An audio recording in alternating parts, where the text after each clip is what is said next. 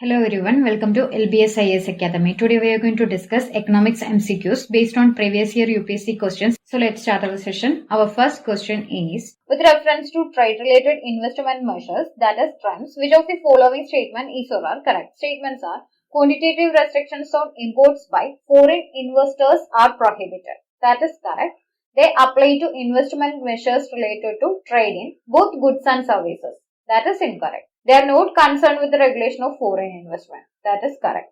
Select the correct answer using the codes given below. The answer to this question is option C. Statement 1 and 3 are correct. Under the agreements on terms of the World Trade Organization, commonly known as TRIMS agreement, WTO members have agreed not to apply certain investment measures that discriminate against foreign goods, that restrict trade, or leads to quantitative restrictions, both of which violate basic WTO principles. Hence, statement 1 is correct. Main features of TRIMS are, it applies only to investment measures related to goods trade.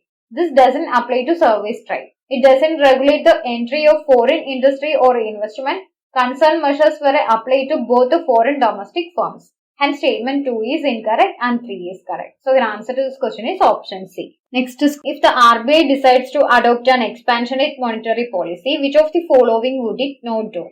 Statements are, cut and optimize the statutory liquidity ratio, RBI will do it. Increase the marginal standing facility rate, RBI will not do it. Cut the bank rate and repo rate, RBI will do it. Select the correct answer using the codes given below. Here, answer to this question is option B. Statement 2 only is correct.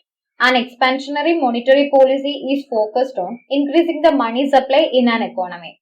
It is implemented by lowering key interest rates, thus increasing market liquidity, that is money supply. High market liquidity usually encourages more economic activity. Statutory liquidity ratio is the minimum percentage of deposits that commercial bank has to maintain in the form of cash, gold or other securities. Raising SLR makes banks park more money in government securities and reduce the level of cash in the economy. Doing the opposite helps maintain cash flow in the economy. Reducing SLR leaves more liquidity with banks, which in turn can fuel growth and demand in the economy. Hence, statement 1 is not correct. When RBI adopts expansionary monetary policy, it decreases policy rates like repo rate, reverse repo, marginal standing facility rate, bank rate. Hence, statement 2 is correct and 3 is incorrect. So, her answer to this question is option B. Next is, with reference to the Indian economy after the 1991 economic liberalization, consider the following statements. Statements are, worker productivity increased in urban areas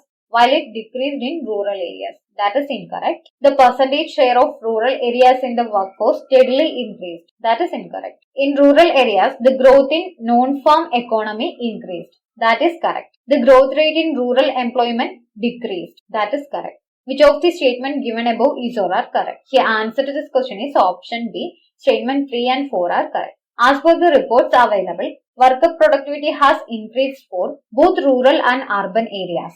Hence, statement 1 is not correct. The rural share in the total workforce declined steadily from 76 to 70. Hence, statement 2 is not correct. One of the significant changes in the rural production structure is the growing share of the non-farm sector, which increased from 37% in 1980s to 65% in 2010, and thus shows that in terms of value of production, rural is no longer merely agriculture. Hence, statement 3 is correct. Rural employment showed 2.16% of annual growth rate during the pre-reform period, which decelerated in the post-reform period to 1.45% and turned negative in the period of economic acceleration. Hence, statement 4 is correct. So, her answer to this question is option B.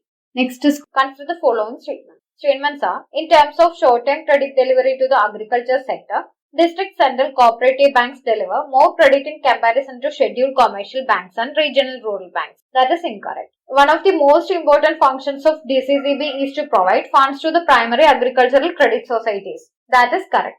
Which of the statement given above is or are correct? Here, answer to this question is option B. Statement 2 only is correct. In rural India, there exists a three-tier rural cooperative structure.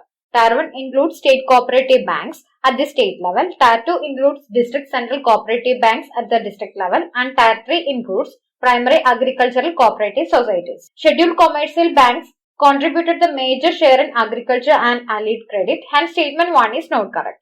The most significant function of the district central cooperative bank is to provide financial support to the primary cooperative societies that are affiliated to it in the district. Hence, statement 2 is correct. So, the answer to this question is option B. Next is the money multiplier in an economy increases with which one of the following? Options are increase in CRR, increase in banking habit of the population, increase in SLR, increase in population of the country. The answer to this question is option B, increase in banking habit of the population. The money multiplier is a term in monetary economics that is a phenomenon of creating money in the economy in the form of credit creation. Or simply, it can be stated that the maximum amount of money that the banking system generates with each rupees of reserve.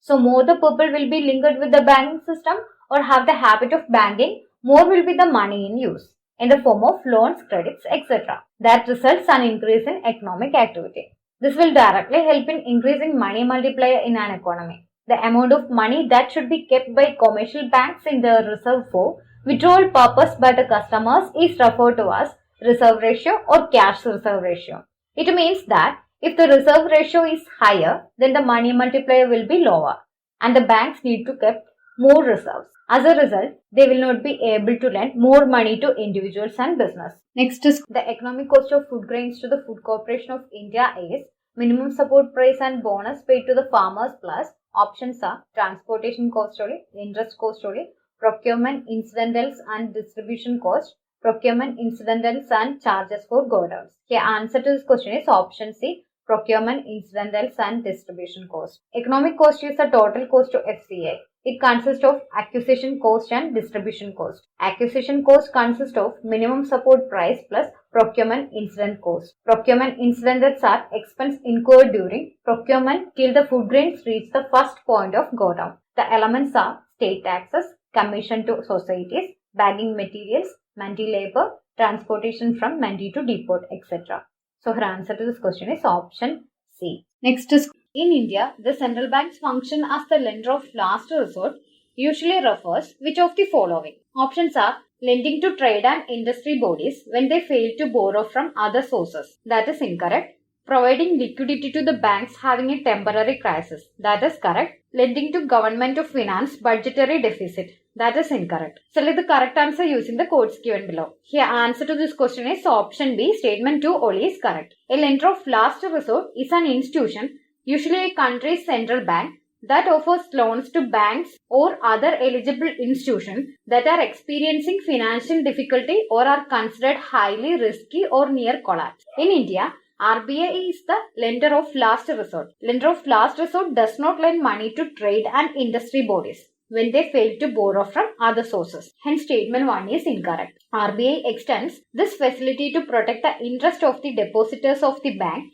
and to prevent possible failures of the bank, which in turn may also affect other banks and institutions and can have an adverse impact on financial stability and thus on the economy. Hence, statement 2 is correct. RBI does lend the governments to finance budget deficits, but it does not come under lender of last resort.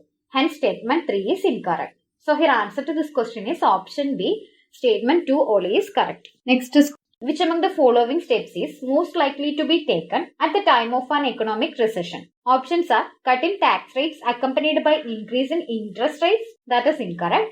Increase in expenditure on public projects. That is correct. Increase in tax rates accompanied by reduction of interest rates. That is incorrect. Reduction of expenditure on public projects. That is incorrect. The answer to this question is option B, increase in expenditure on public projects. High interest rates are a cause of recession because they limit liquidity or the amount of money available to invest. Hence, statement 1 and 3 are not correct. Economic recession refers to a significant decline in general economic activity in a designated region. Increase in expenditure on public projects will have multiplier effect on the pace of economic growth of the country. Public expenditure has the expansionary effect on growth of national income, employment opportunities, etc. Private investors are incapable of making massive investments on the various infrastructural projects like road, bridge, dam construction, power plants, transport and communications, etc.